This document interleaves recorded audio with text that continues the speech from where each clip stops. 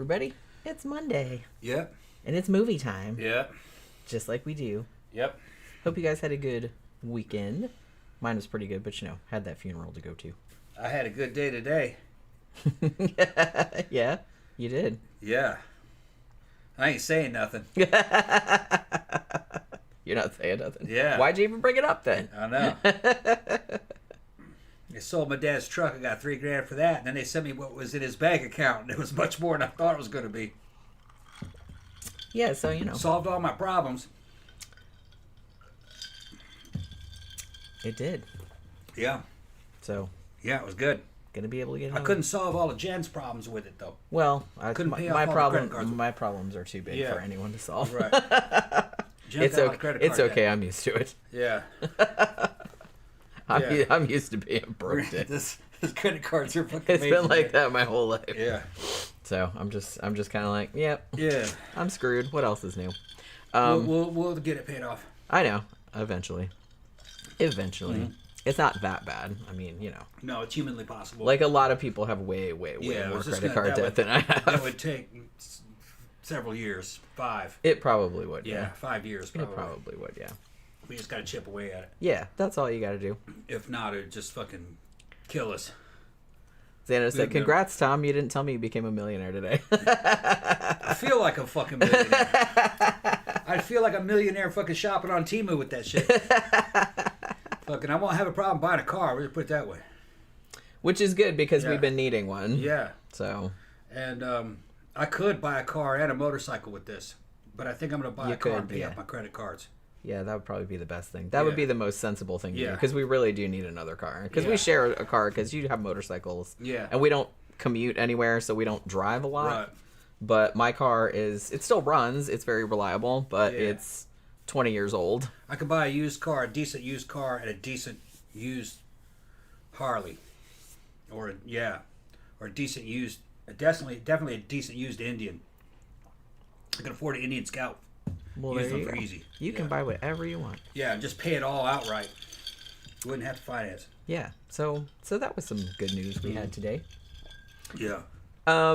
Yeah, so thank you very much to Xánada for sending us this movie. Also sent us The Departed, which we will be talking about next Monday.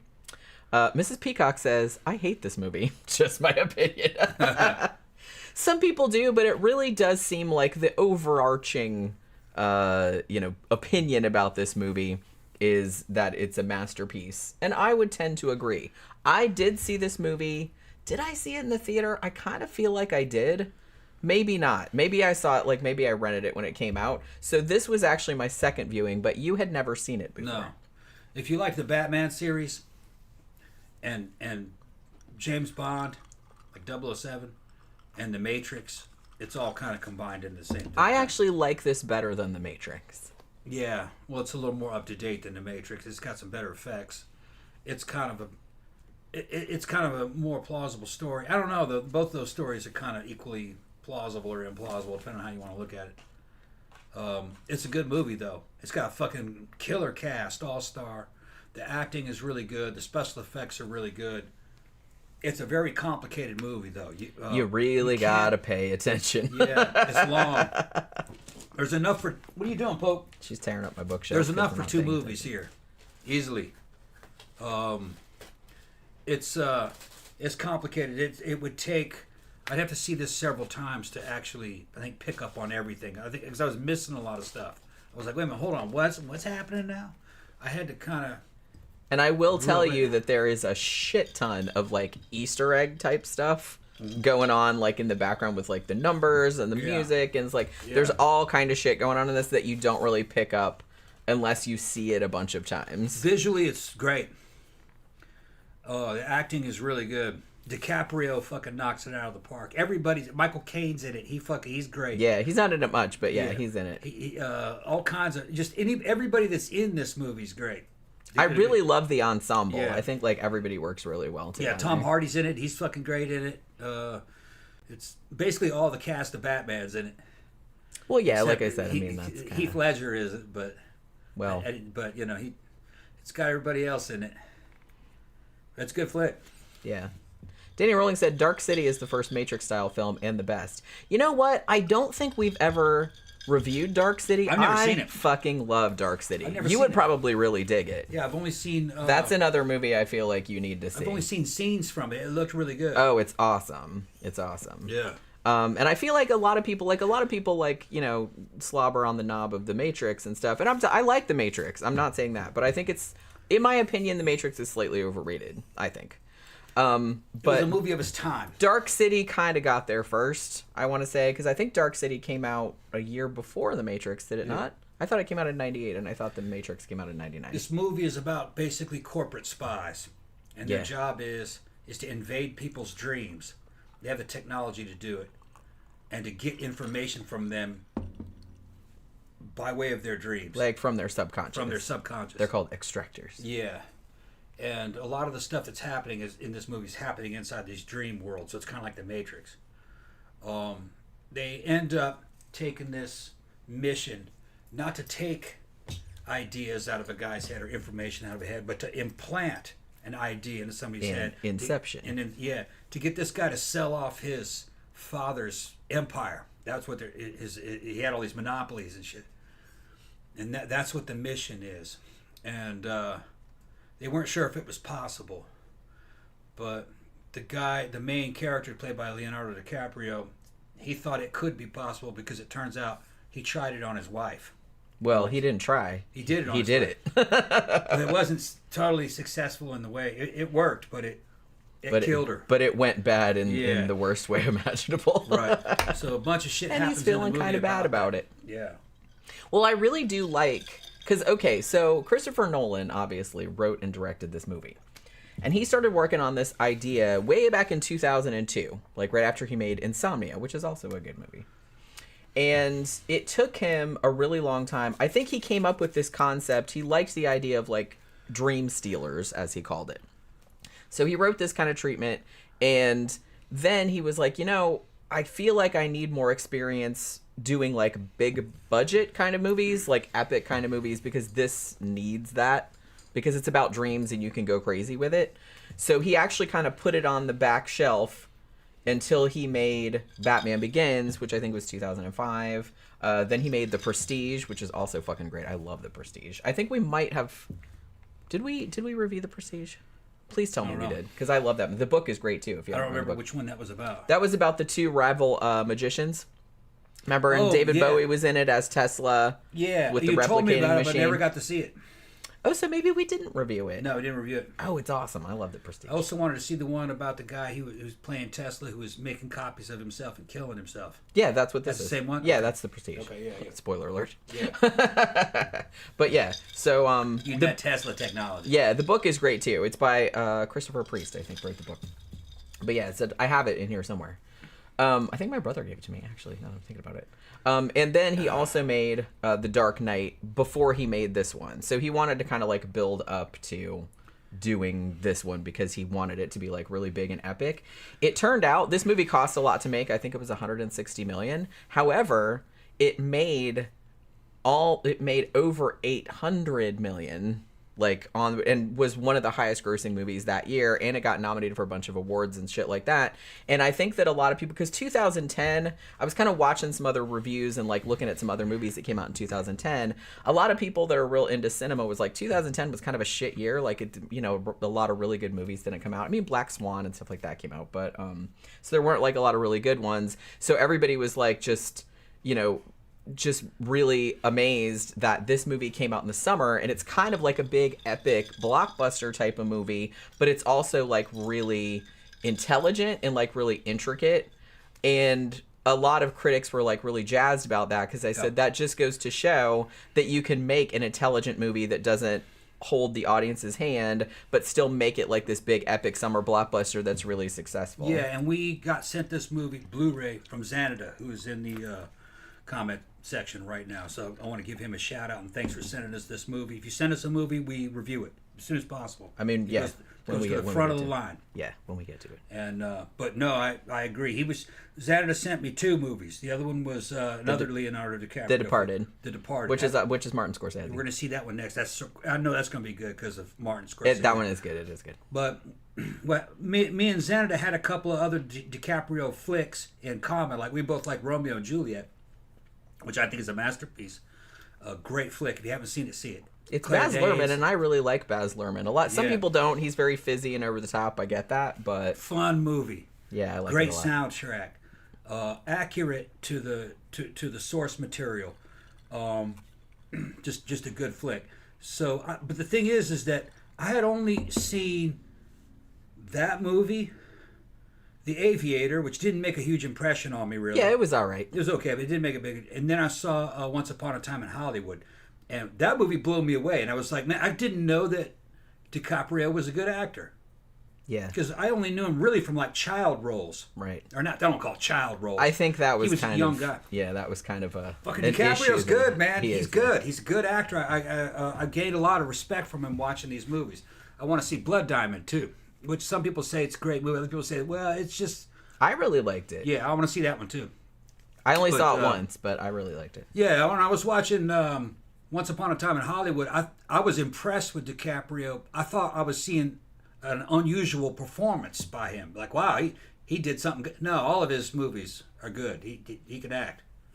I just wasn't aware of it. I wasn't a fan. Yeah, I mean, we But I am kind now. of got off on the Leonardo DiCaprio thing because of Shutter Island, which we reviewed last week, Shutter Island's a fucking masterpiece. which was great. Yeah, Yeah, that's like one of the top movies I've seen. That's a great movie. It's up there with fucking Damnation. What's it called?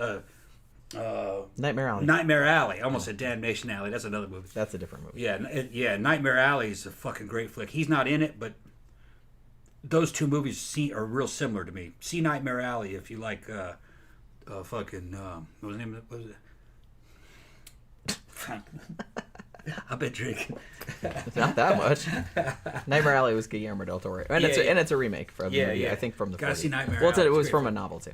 Zach says, "I just remember this movie, Inception, is where all the Hans Zimmer memes came from. Yeah, because this movie, when it came out in 2010, as far as I'm aware, the trailer for the movie was the first one, or at least the first one in wide release, to use that now ubiquitous brom noise." Yeah. So, so it kind of became like a joke because everybody else started. They're like, "Hey, that's pretty cool. We're gonna use that now," because that does turn up a lot. And it's Hans Zimmer. I mean, he's done a bajillion like really great movie scores, but he did do that in this. So, that kind of became a thing afterwards. So I can see if you're seeing it now and didn't realize that this was kind of the first one to do that, you're just like, oh god, here we go again with all the big like brom kind of noises. But yeah, this was kind of the first one to do this it. movie cemented DiCaprio as a top actor.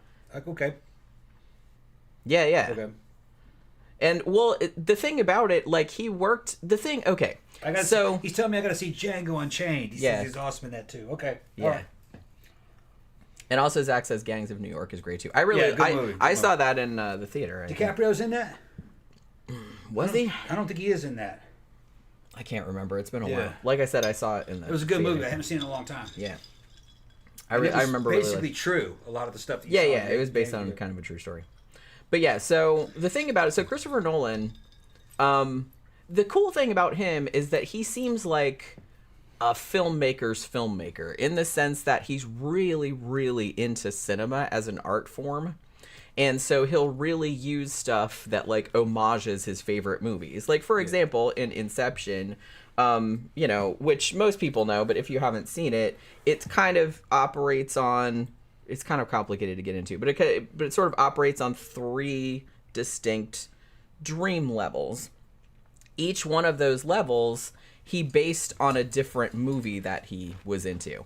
The top dream level, which was in like downtown LA or whatever with the train coming through like on the road and everything, he based that on Heat, the Michael Mann movie, which we just reviewed not too long ago. The second one down, which was like in the weird hotel, he kind of based on The Shining. And then the third one down, he based on the James Bond movie on Her Majesty's Secret Service. So I was right about the Bond. Yeah. Well, and you're not the only person, because I watched a very old like Chris Stuckman review of this, and he said, yeah, this is basically like The Matrix meets James Bond. Yeah. So it's kind of like, so it's like an action movie. I think he wrote it initially like as a horror film, but then he decided to go heist movie. This is essentially a heist movie. Yeah. But set but more like sci-fi with some kind of horror elements, I feel.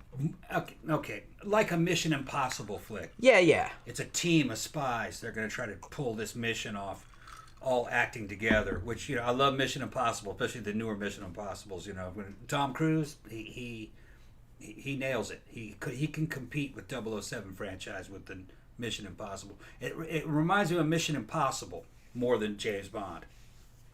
More like that. Yeah, I get you. Because they're a team. Right. James working on his own. Yeah, that's true.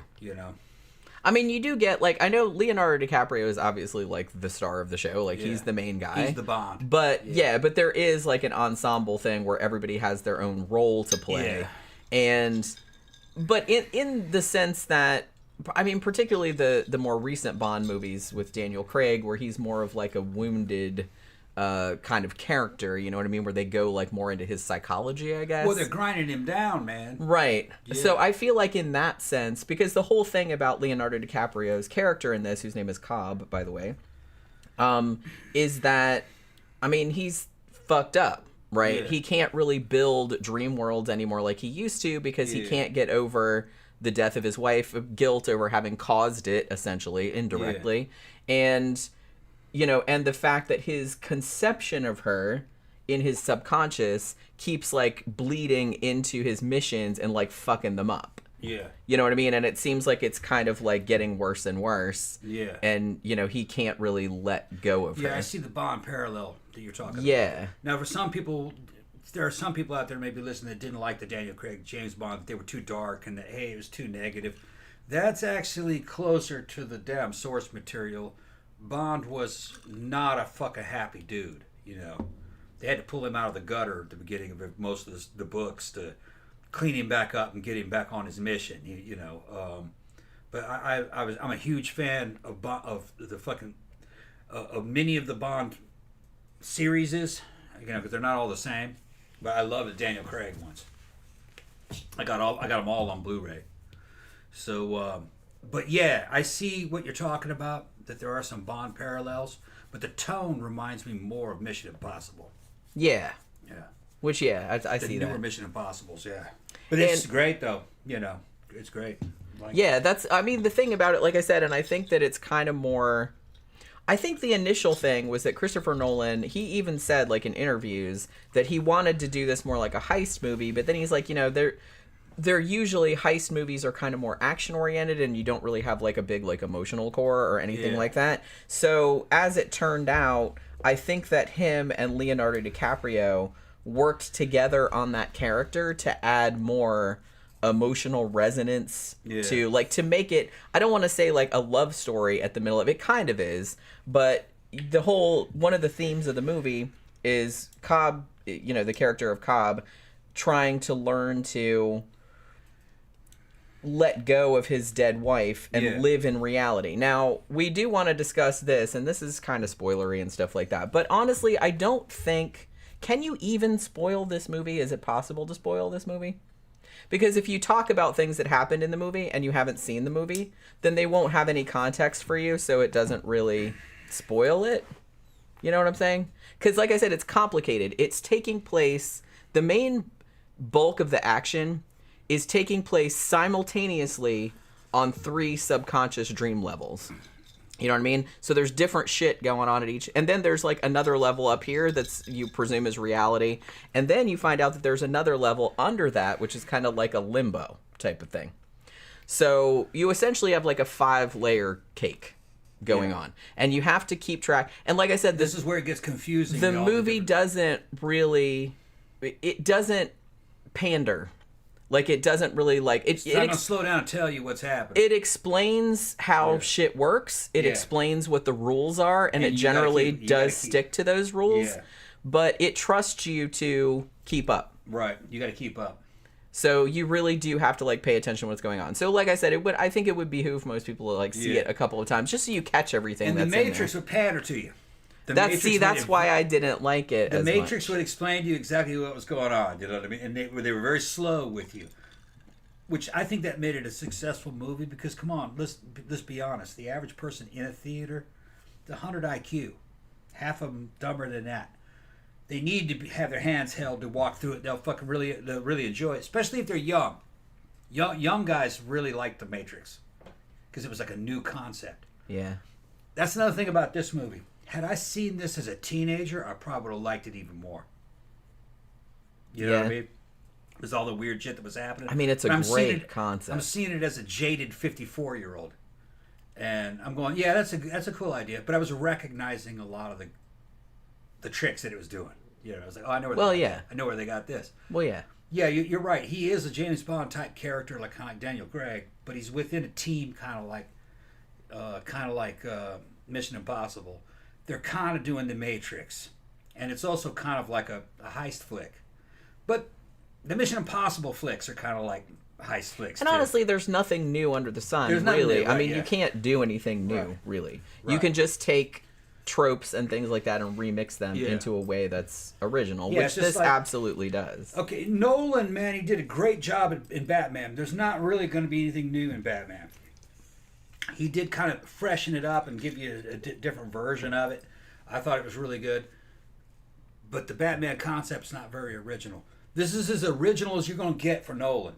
This is Nolan's fucking tale. He's telling it. We still need to do Memento, by the way. I haven't seen that one. Which came out years before this one. Okay. Well, I told Tom, I was like, okay, well, it's about a guy who can't form new memories. He has short-term memory loss. I said, so the whole entire movie is filmed in backwards order. The scenes are all in backwards order. And he was just kind of like, no, I don't think I'm ready for that. Yeah. So I'm like, it's really good, though. I didn't have a hard time following it. Yeah. But this one, I can see... I did not have a hard time following it, but I can see how people would. Because, like I said, it doesn't... You really, really, really have to, pay attention to everything that people say and, what's going on. Because it goes back and forth, all the time. So, basically, like I said, here the plot of it is you have Leonardo DiCaprio's character, who's Cobb, who is an extractor. His whole job, which it's implied is not entirely legal. I mean, it's corporate espionage, right? So it's not entirely on the up and up. So his whole job is to go, they don't go too much into this, it's not too hard sci-fi or anything, but they just kind of offhandedly mention that this kind of shared dream technology, which is engendered somehow through some chemistry type thing, which like I said, it's not important. They don't bog the movie down with explaining the whys and wherefores of how the shit works. They're just like, we can do it, okay, just move on. So they have a shared dream space. And if you can go into somebody else's dream and take information from them, and then you can give it to others. So he gets paid big money for by these big corporations to go into other people's dreams and extract useful information that the other companies can use to fuck them over. You know what I mean? So that's what he's doing at the beginning, him and a couple of his other team members. So that's what he's doing at the beginning, but he doesn't succeed. However, it turns out that the guy who was his mark, the guy whose dreams he was going into, Saito, who's this big, wealthy business owner, he's like, I'll tell you what, he pretty much has all the money in the world. And he's like, if you do this job for me, I will make it so that you can go back home and see your family, which he's not been able to do because of a murder charge. He can't go back to the United States and blah, blah, blah. So he's like, I can fix all that for you because he has all the money in the world, like I said. He's like, but what I want you to do is go into the mind of the son of this big, huge, company owner that was a rival company to Saito's. And he's like, I want you to go in there and plant an idea in his head that he can break his dad's company up after his dad croaks, right? And he's like, and then I can kind of take over and blah, blah, blah. So that's what he wants him to do.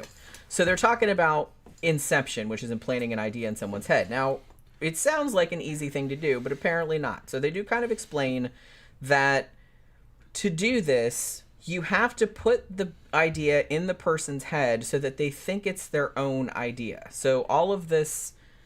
Because there's a whole thing that's, like I said, that's kind of explained as they go, that if you are in somebody else's head and that person's subconscious recognizes that you are essentially an alien invader, then the subconscious will like come after you. So like in that sense, the way that comes across on the screen as people like looking at you, and then like they start getting increasingly hostile as they recognize you are not supposed to be there. You know what I mean? So that's kind of how they kind of show it in the movie. And also there's a thing where if like some people know that this exists, that people can like creep around in your dreams and like steal your information and stuff. So some of the higher muckety mucks, like rich people and stuff, have hired other companies to like give them like mental things they can do to like fob that off. You know what I mean? And again, that manifests as like essentially like a security detail. So if you go inside their dreams, then all these like army dudes with guns come out and start shooting at you and blah blah blah. Now if you die in the dream, it doesn't kill you in real life, it just wakes you up. However, this one mission that they're going on, where they're supposed to incept or put this idea in this dude's head and make him think it's his own idea. To do this, they have to go super, super deep. Like I said, they build this 3-level subconscious thing that they're going to, you know, bring this dude into, essentially, and like make him think that it's reality. So they're gonna do that, but they get the services of this chemist who has come up with this really good shit that has like this super sedative in it. You can go like super way deep, like way deeper than normal. Only problem is that if you die when you're way down deep on one of these dream levels, you don't wake back up. Your subconscious essentially gets kicked down into this limbo type place, and you don't really come back from it. And you find out later that Leonardo DiCaprio's character, him and his wife, had gotten lost in this dream limbo for what to them seemed like 50 years, even though it was only one night. Because that's another thing, like the deeper down you go, like there's time dilation. So that's another thing that you have to kind of keep track of. And like I said, the best fucking part of this, where they're doing the whole big heist where they're trying to, you know, essentially implant this idea in Cillian Murphy's mind, is they have the 3 layers going on at once, because they have different members of the team like on the different layers, because they have to like wake the people up at a particular time and all this other kind of stuff.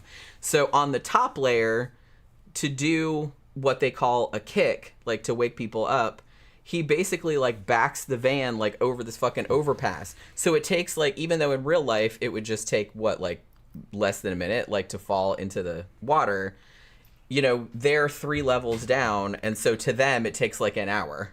So you see this van just slowly, like while they're like trying to do shit like down, because they have longer time, but you know what I mean. So you really have to kind of keep track of all. And the crazy thing about this, there's massive numbers of videos on YouTube explaining all of the little Easter eggs and weird little details and shit like that. They said one of the coolest things is that the song they use, that Edith Piaf song that they use to signal to everybody like when a kick is coming. So they're like, hey, wrap your shit up, we're going to wake y'all up now. That song is 2 minutes and 28 seconds long, and the movie is 2 hours and 28 minutes long. And he probably did that on purpose. But like everything about like all the numbers on the shit, like the number on the train is the same as like the hotel room number, but like reversed. It's just like all of this crazy shit, and he did it all on purpose. All of their names, like the first names of all their names together spell like dreams pay or something like that. There's all kind of crazy little details in there about the shit. So here's the thing that a lot of people, why people still talk about this fucking movie, is the ending. Yeah. Now, and Christopher Nolan himself has said, this is the one question that people, more than any movie that I've ever made, he's like, people ask me this question all the fucking time. And he's like, and they ask me it almost as if like I'm going to answer it. Which, I mean, he kind of has, though. But there's still like a lot of theories about this.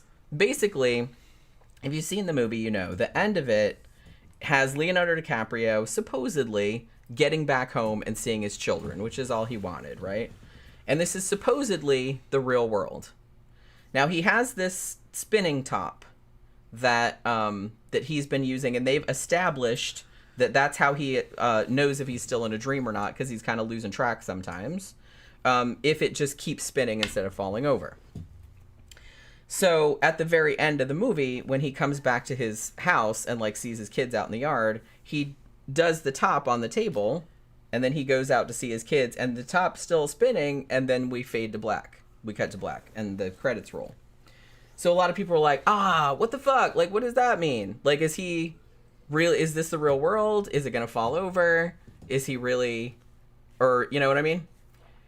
Now, what Christopher Nolan has said, at least what I interpreted, and other people have said this too, is that he's like, the point of that wasn't whether the top fell over or not. The point of it was that he didn't care if it fell over or not, because he just spun it and he left it there. Because they said several points during the movie he would obsessively like spin it to make sure like it fell. It's like, oh my god, am I in the real world, or is this a dream or whatever? Because in a dream it would just keep spinning. So he's like, the whole point of that last scene was that it didn't matter. He didn't look at it. He was just like, oh, there are my kids, I'm gonna go. So if this is a dream, it didn't matter to him. That's kind of that his children were more important, and he just chose to accept this reality. Now there are theories floating around out there that I think that he did actually get back to reality, although I know that there are arguments against that as well, which are perfectly valid. Some people have argued that Ariadne, Ellen/Elliot Page's character, that she came up with, because she seemed very concerned about, she was the one that constructed all the mazes, like all the subconscious worlds, right? The dream worlds.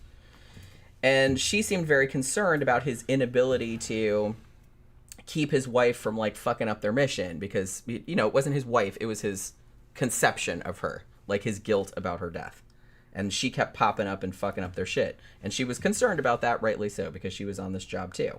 So some people have said that Ariadne made a dream world for him without telling him, and had put him in it, had incepted it, you know, into him without him being the wiser. Which I suppose, I don't really see that there's anything in the movie that would negate that. I mean, that could be the case. But like I said, I think the point of the last scene is that it didn't matter to him anymore. You know what I mean? Yeah. Like, even if they're not real. Because that was kind of the whole thing, was that... And I like that he kind of left it like that, because now you're sitting there thinking, well, wait, what? Well, is anything real anymore? Like, was this whole movie not real? You know? Reality is a point of view. Yeah, and I kind of think that's the point he was making. Yeah. Was that... he said he was in dreamland with his wife for 50 fucking years. Yeah. And then they did all this shit. They weren't, though. They were just asleep. And they were just asleep for, like, one night. For one night. But to them, it seemed like 50 years. Yeah, for them, it was 50 years. They bought into it. And I've never had a dream like that. Yeah, I have too. Yeah, I've never had a dream like that where it's like 50 years. But I've had dreams where it was like seemed like it was... Where it was like a long time. A couple days, yeah. But it's very jumpy. Yeah. But they said they got good at it. Kind of like... it was like lucid dreaming. Lucid dreaming. Yeah. They built like a whole world down there. Yeah. Theoretically, you might be able to do it kind of, but I don't think you can do it. But like I said, it's a fascinating concept. It's a good concept, yeah. Because, you know, even if it doesn't... Because the thing about it, you could go really wild with this. But the thing about it, because Tom is like... Because at one point he said, well, man, you'd think they'd be coming up with all kind of like crazy weapons and all this kind of shit. I said, yeah, but the whole point of their job is to either... That was the cats running around. Cats running like a buffalo. I just hear them running around chasing each other in the hallway. The whole point of their job was to either extract or implant information. And to do that, you kind of want the shit to be sort of realistic. Because I'm thinking if it's like too fantastical, then the people will be like, wait, what the fuck is going on? Like, they'll be aware that they're dreaming. You know what I mean? But there is crazy shit that happens in this. And like the visual effects in this are amazing. And when I'm sitting there thinking... I remember when I first saw this, and that great fucking fight scene with Joseph Gordon-Levitt and like fighting the people in the spinning hallway, like, because in the one dream layer up, their van is falling off the overpass or the bridge or whatever, and so they're kind of flying through space. So one dream level down, because he's sleeping in the van, so he's like flying around all over like this hotel room, but he's like used to it because he does this all the time. And I'm watching that, and I didn't look it up at the time because I was like, man, that looks so good. It does not look like CGI. You know why? Because it's not. That is not CGI. They built a hotel room hallway. That's fun, yeah. In a hamster wheel, essentially. Yeah. And then just had them kind of like, so it looks do what they were doing. Really good. Yeah. High Desert said that he thought that Cell with Jennifer Lopez was That's a great movie. I love that movie. We should probably review that one. That movie starred Jennifer Lopez and her booty, and it was a fucking great movie. Two separate. Yeah, of course. That's of course, man. She brought the booty along with her. But I brought my booty today. Usually I would leave it at home, but today I brought it with. But anyway, she did. I did that shit on purpose, people. But. That was a good movie. She was penetrating the dream world of a serial killer, trying to find where he had stashed some female victim that he had in a cell where he was going to drown her. That was a cool flick. I haven't seen it in a long time. Yeah, I remember the visuals and that being really liking it. Really crazy. Now, he said it was a better movie. One of the things that it's a different movie. It's different. What made that movie really good is that it was relatively simple and accessible. This movie is not simple. It's a lot more complicated. It's just a different kind of movie. But the Cell was good. Cell was easy to follow, though. It was, yeah. It was well, and like I said, what you said about the Matrix. I mean, that seemed like a pretty simple concept. This is not a super complex concept, but the way that it's executed. They're telling 3 stories at once towards the end, or 4 stories.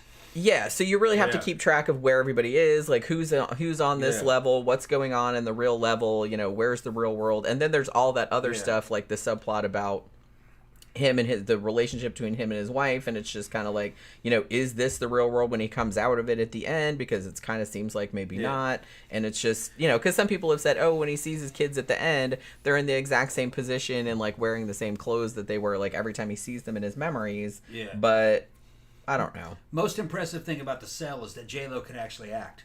She's actually good. Well, she. I didn't expect it when I was watching it. Right. I was like, this is gonna be stupid. No, I bought it. She was like, yeah, she can act. She hasn't been in very many movies, though, has she? No, she's been in a shit ton of movies. What are you talking about? Yeah, I guess I haven't caught her. Yeah, she's been in a shit ton of movies. So it's good because she can act. Yeah. I think people are always skeptical, like when somebody who's mainly known for one thing, like singers and stuff, and it's like, oh, they want to be in a movie now? Yeah, right. Fuck off. But like Vanilla Ice trying to be in a movie? Yeah. Well, and I can see why people are skeptical, because most of the 99% of the time, that shit does not work out. Just, stay in your lane. But there are always those people that are multi-talented, so you never know. Just give everybody a chance, you know what I mean? Danny Rowling said, this sort of sounds like that Dennis Quaid dream film. Oh, Dreamscape from 1984. It's, not really. I think just the general concept of, a shared dream world is similar. But I love Dreamscape. But, it was the 80s. It was, like I said, it was a lot more straightforward concept. This one is a lot more complex, And like I said, there's a lot more. It's basically like a heist film, but taking place like in a dream world.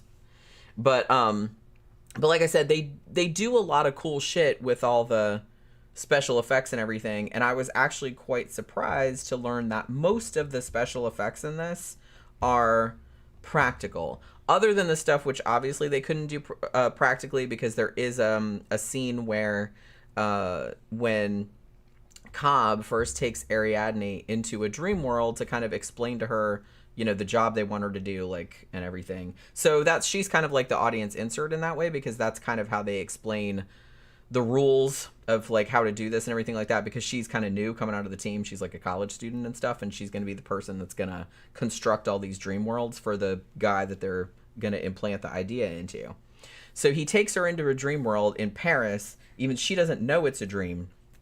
And she immediately like takes right to it and starts doing all kind of crazy shit. You know what I mean? Like she makes the whole city like fold back on itself and shit like that, which looks really, really good.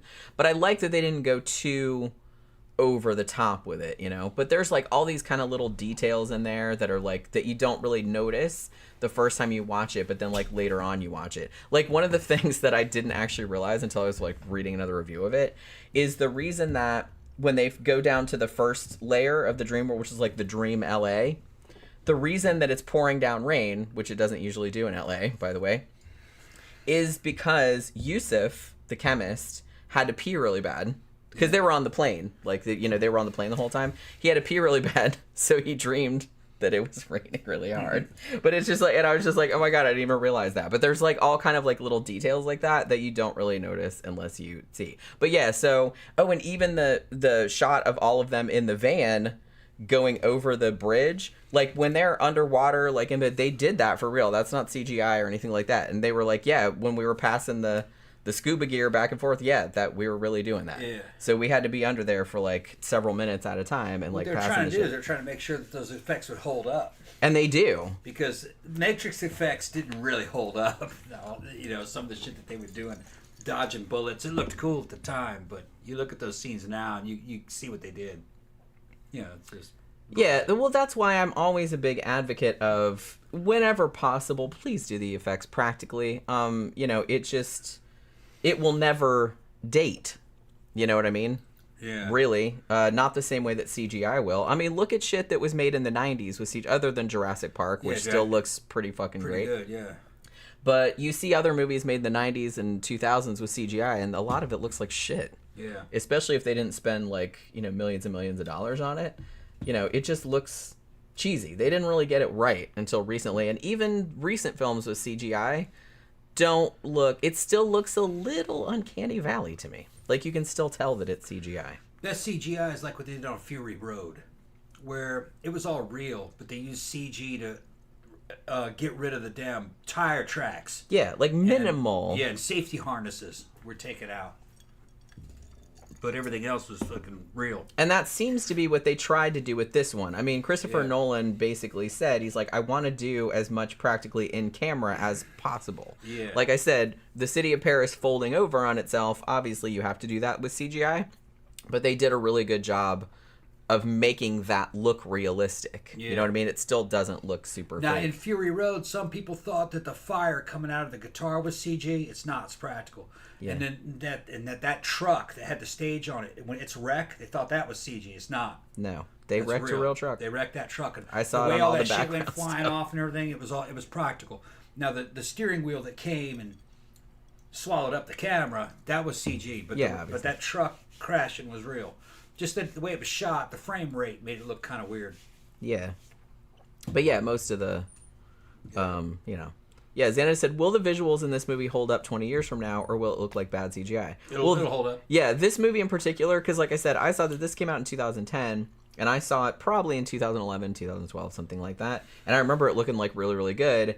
And then I didn't know that most of the effects had been done practically. So when we saw it again, and particularly that fight scene in the hallway, I was like, holy shit, that looks fucking great. I was like, that looks real. Like, that does not look like 2010 CGI at all. Yeah. And then I found out later, it's like, it's because it's not. It's because it's not. They did it for real. Like, they had an actual rotating hallway. And he basically had, I think he had a safety harness, obviously, but, he just had to kind of maneuver around and, like, not get hit by the lights and all that other kind of shit. They had to, like, rehearse it and all and everything. And like I said, they, all the underwater shots and stuff like that, they really did all of that for real. And you can tell, it looks really, really good still, which a lot of movies from 2010 do not. But yeah, so...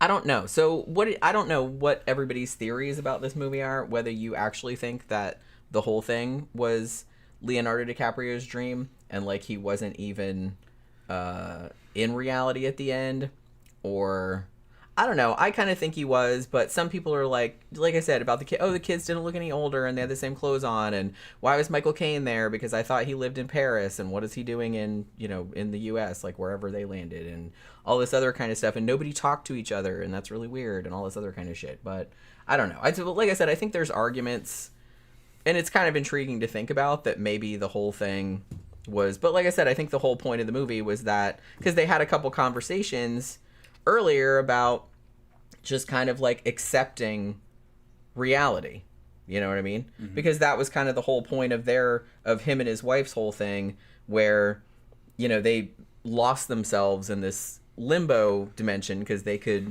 do whatever they wanted, and they could build a whole entire world just for themselves and stuff like that, but they just got lost in it. And then he started freaking out because he couldn't distinguish the dream world from reality anymore, which started flipping him out. And then he accidentally implanted the idea in her head that her world wasn't real. He was really just trying to get her out of the limbo, but when she came back to reality, she didn't believe that was reality either. And so then she ended up killing herself, perhaps thinking that that would wake her up. You know what I mean? Because it's significant that she killed herself by jumping out of a window. Because they established several times that the kick is like that feeling like when you fall. You know what I mean? When you're falling asleep and you're just like, ugh, you know, and it wakes you up like you feel it. I have that all the time. One of my major things is like I'll be kind of like drifting off to sleep and I'll dream that I'm walking downstairs and I miss one. And that wakes me up. Yeah. So they're talking about that.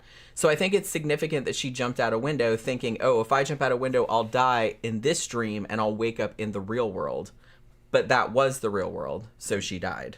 You know what I mean? Mm-hmm. So there was a whole thing about accepting particular realities, and she never could, and then he felt bad because he had implanted the idea in her head, and it kind of grew into this big thing, and so he knew that it could be done because of that. But yeah, there's like just so much fucking detail in this movie that it's absolutely crazy. Like I said, I watched a couple of videos about it where they were talking about all of the shit that was in there, all the shit that was going on in the background, like all the stuff with like the numbers, all the stuff that people said, you know, that kind of, you know, sort of, what's the word I'm looking for? That kind of like matched up with other things. And it's just insane how intricate this script was, like how well thought out it was. And it's really something that you can't get a handle on just watching it one time. This is definitely a very, very rewatchable film because you miss so much because there's just like so much stuff going on at the same time. Football Pharaoh says, Jen, I love your analysis here. It's fun to listen to. I respectfully disagree, though. I think he is dreaming at the end. And the point is that, real or not, it's not important because it's real to him. Yeah, honestly, I think that's kind of the whole point of the movie is that whether it's a dream at the end or it isn't a dream, he doesn't really care anymore. I think he's dreaming too. Kind of like out of Total Recall, Arnold Schwarzenegger. Yeah, and this has been slightly compared to that too, just in the sense that you don't know like what's reality and what's not. Do you think Arnold's character was actually, you know, getting rid of Cohagen and finding all the fucking alien artifacts and helping no, that he wasn't a secret agent. He got the trip that he paid for. It tells you right there in the beginning. He even picks the woman. They show the woman. Yeah, everything that happens in that movie is exactly what he paid for. They show exactly the beginning. Like it didn't even foreshadow it. They basically tell you what's going to happen in the movie, and then that's what happens. They tell him you will absolutely believe it. Absolutely. And he did. He's like, okay. And they made sure that he absolutely believed it in the scene where they come in and they're from Recall and they're trying to save him. Remember? And fucking he's got the gun to the guy from Recall's head. Yeah. And he sees the sweat and Arnold pulls the trigger, kills him. That was Arnold's character fucking doubling down, go, no, this is real. Yeah. This is not something from Recall. From the Recall company. But no, he got the vacation he paid for. But see, okay, so I haven't seen it in a while. But didn't the Total Recall people? Yeah. Didn't they have protocols in place for somebody who got like a little too into it and actually did think it was like real? Yeah. So everything that happened, like they knew, they were like, oh shit, okay, well let's do. I don't think he was having the embolism, though. No. They just told him he was having the embolism. Yeah. And then they got him to fucking commit to it by killing that guy from Recall. Like I said, I think everything in there was planned. Right, because he told them, I'll never know the difference. You will never know the difference. It's like it really happened. And he didn't. And he didn't, you're right. So, yeah. So I don't think there's... I mean, but he was a Recall. He got the vacation. Yeah. The secret agent. I don't think there's any mystery there. But like I said... Trip. He bought the ego trip. Yeah. Away from himself. But this movie, I definitely think is open to interpretation. But I don't know if the whole thematic thing is necessarily open to interpretation. Like I said, whether he's in a dream at the end or not, the point of it is it doesn't matter. He chose not to care about it anymore. He let go of that, and he's like, you know what, my kids are here, I'm here, his father-in-law Michael Caine was there, and he's just like, whether this is a dream or not, I'm accepting it, this is reality. And he left all of that behind. Another thing that people have pointed out too is that when they're arguing that the last part is reality, is that a lot of people have thought that the top was his totem. Yeah. The top was not his totem. That was his wife's totem. He says that very clearly in the movie. So a lot of people, they don't ever actually say outright what his totem is, because his big thing is like, well, you're not really supposed to let other people like handle it or touch. It's supposed to be just you, so only you know that if you're in reality or not. So a lot of people have speculated that his totem is actually his wedding ring, because when he's in a dream, he has his wedding ring on his left hand. When he's in reality, he doesn't. And so a lot of astute viewers have pointed out that his wedding ring is actually his totem, but they never say that outright, because everybody just assumes it's the top, but it's not. They say that the top was Mal's totem. So he just uses that because of her, you know what I mean? So, like I said, I don't know if that was intended, but it doesn't seem to be accidental that every time he's in reality, he doesn't have his wedding ring on, and whenever he's in a dream, he does. So most people have said that that's probably his totem, but they didn't like say that outright. Yeah. I'm hungry too. Robert Walsh says, new subscriber, and thanks, Rocky Horror Review years back got me here. Oh, okay. Oh, thank you very much. Oh my gosh, I remember doing that. Xánada said, I've been listening to you guys since you did that show on the Order of the Solar Temple. Yeah, remember that one? So you give me a lot of content, so sending movies is just my way of saying thanks. Thank you very much. Well, we do appreciate it very much. And I love this movie. And I had said I had only seen it one time before, but Xánada's getting ready to partake in the damn Japanese classics like Lone Wolf and Cub series and Zatoichi. Gotta watch out, man. Zatoichi, there's over like 100 movies. And it'll kind of repeat. They're kind of samey if you watch too many of them, because it just went on for a long, long time. But Shintaro Katsu, man, you'll like him. And he produced Lone Wolf and Cub, and that's his brother doing the star, playing Lone Wolf. But yeah, man. Anything Shintaro Katsu, man, anything related to that guy, he's fucking awesome. He could sing, he could fucking do cocaine, he could do everything. He can sing and do cocaine. He can sing and do cocaine. All at once. Yeah. A friend of mine who owns multitasking. a toy company in Japan, he owns HL Pro, which make Japanese figures. He knew about Shintaro Katsu. He's lived there forever. He's got a Japanese wife. He's from France, actually. And he said that Shintaro Katsu was like fucking known for going to these real high-end clubs and getting fucking loaded and doing great shows, just start singing karaoke to everybody. It wasn't even, they said he was a real good guy. Everybody loved him. But he would just start singing and putting on a show in the club. Not for any money, just free. Doing karaoke. Man, they love their karaoke over Yeah, there. but he was a great singer, kind of like a Japanese Frank Sinatra, and he was good with a sword. Killed a dude with a sword by accident. Yeah, not on purpose. Yeah, making a movie, yeah. Danny says, is there nudity in this film? No, not that I remember. No, Not really much swearing either. I think it's only PG-13, which is crazy to think about, because it's kind of an R-rated concept, I guess. Yeah. But I didn't notice any of that now that you mentioned I didn't really. You won't notice. Like I said, it's a heist film. The movie's all business. Danny says, because Tammy said, yes, Danny, they're all naked. And then Danny said, hard pass. I don't want to see Michael Caine's saggy ball bag. Michael Caine isn't naked in this. No, nobody's naked in this. I know, but they're joking. Yeah. He asked, where does it take place and what year is it set in? They never specify.